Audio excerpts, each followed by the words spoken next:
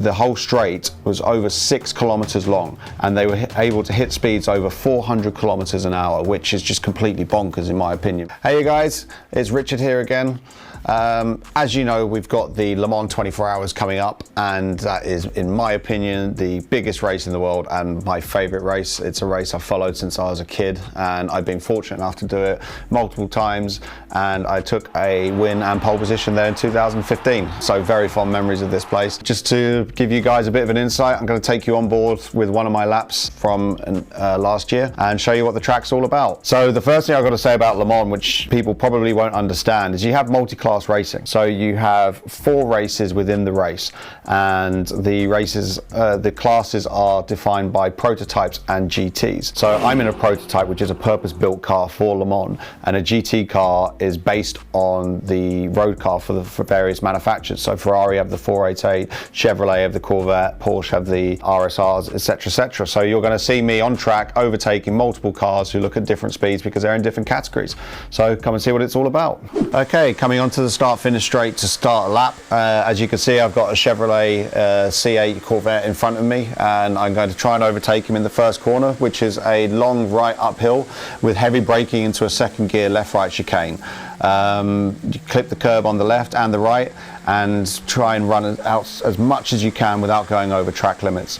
We now come down into the Esses de la Forêt. You have a big bump here where we go over the surface change, and then on this left here and the right you can see there's a very strong camber and banking. It's very important to get as far to the inside of these as you can to use the banking, because as you can see on the exit of this right, all of a sudden it goes off camber, and if you're too wide you get pushed into the wall on the left. Now Tête Rouge, very important corner to get the exit to set you up for the 2 kilometer long Una Diez straight. Going past the Ferrari 488 there, getting into the slipstream of another LMP2 car. And as you can see, with the massive speeds that we get here, the slipstream is actually really effective. We're going to be hitting about 330, 340 kilometers an hour before braking for the first of the chicanes. Now, as we come up to the chicane, braking at about 100 meters, you see that the track used to go straight on there. Now, up until 1990, there used to be no chicanes on this back straight, and the whole straight was over 6 kilometers long, and they were able to hit speeds over 400 kilometers an hour, which is just completely bonkers in my opinion, but I would have loved to have had a go if I'm honest.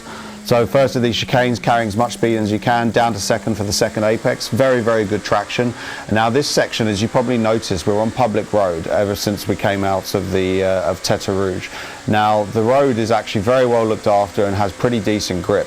But the thing which is quite tricky with it is, like any public road, there are certain wearing points. So it's a lot bumpier, and there's a crown in the road as well. So that's why we try and stay on one side of the road rather than be in the middle of it, as you can see, because you can see here as I've stopped it, there's a very slight increase. So if you're in the middle, the car with the downforce you have at the massive speeds you're getting here, again going over 300 kilometers an hour to the second chicane, the car bottoms out and it can be very unnerving.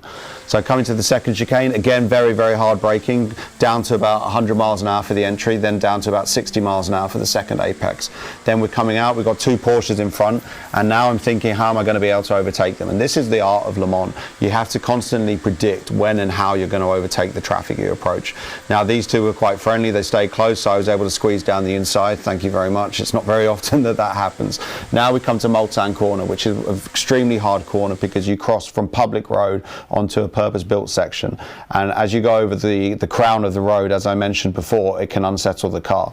So you can see here as we go, the steering wheel move just a little bit. It doesn't look like a lot, but it's actually a huge amount. Down to first gear, Mulsanne corner, and very hard on the throttle afterwards for the run down to Indianapolis.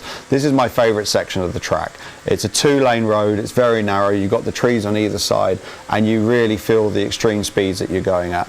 Now Le Mans is probably the fastest track that sports cars race on, and we go over 300 kilometers 5 times in the lap, and this is another one of those places. Setting yourself up for the daunting Indianapolis corner, a banked corner. It's very fast on the entry, and when your car's good and the track track's rubbered in, it will be just a lift, and then you have to get the car slowed down to second gear as quickly as possible for the left-hander. And as you can see, we've got old school gravel traps here, so if you make one mistake, then you can end up in the gravel, and that can immediately finish your 24 hours. And now we come up to the slipperiest corner on the track, Arnage, first gear corner, which is at a junction on the public road. And because of all the buses and trucks and cars and everything that stop at this junction, a lot of fluid goes down over the year when the circuit's not used. So the braking zone is incredibly slippery here. It feels like you're in the wet.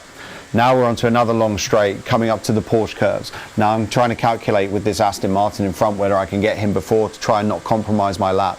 And again, it's a high-speed chess game when you're coming up to these cars, trying to predict how you can pass them. I managed to get the Aston on the entry to the daunting Porsche curves. We go back onto permanent racetrack now, and these are the most fun corners on the track. Fifth gear, going up to 160 miles an hour in the middle, down to fourth for this long right where the car always understeers, and as the track gets grippier and grippier as it rubbers in, you just gain more and more grip.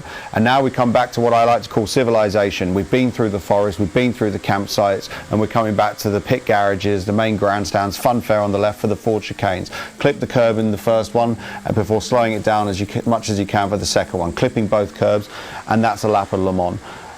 In my opinion, my favourite circuit in the world, not just because of the memories, but a very, very special place.